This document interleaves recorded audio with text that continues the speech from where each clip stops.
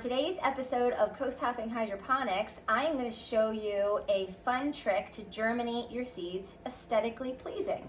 So these fun little cans, I basically have them all over my house in different rooms, different types of cans, and they serve the purpose of germinating seeds while also lending some fun plant art, if you will.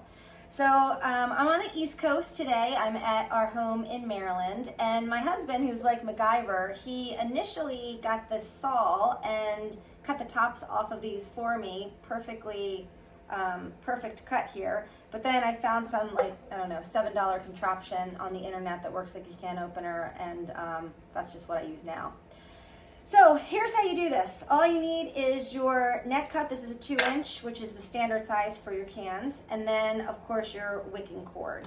I have this one all set to go, and I am going to pop in some rainbow chard.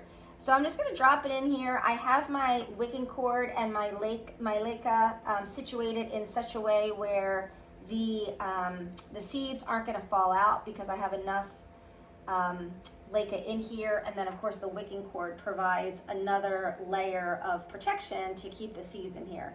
So I dropped 2 in. I'm going to go ahead and add a little more leca right on top. I'm going to put this baby in, and I'm going to fill it all the way up to the bottom of the cup.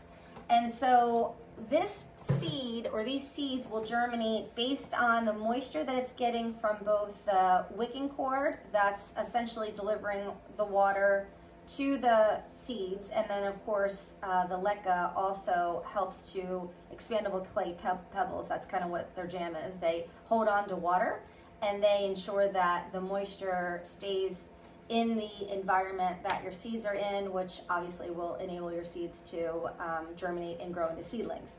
So on that point, you'll see this one, basil, and this guy's got some pretty good roots, you can see there. So it's time to get this little seedling out of the cups. As cute as they are, the pH is pretty unpredictable, so I wouldn't recommend doing anything aside from germinating. And then get yourself one of those. I have one of those little individual halo plant lights, and it's cute for a couple of weeks until it needs to be transplanted into something that is a more predictable environment. A mason jar, any jar that you use for your cracking method. And that's it. So I'm going to go and add this little gem to my collection, and we will see you next time. In the meantime, happy germinating in your aesthetically pleasing fashion. I hope you find some great cans to do that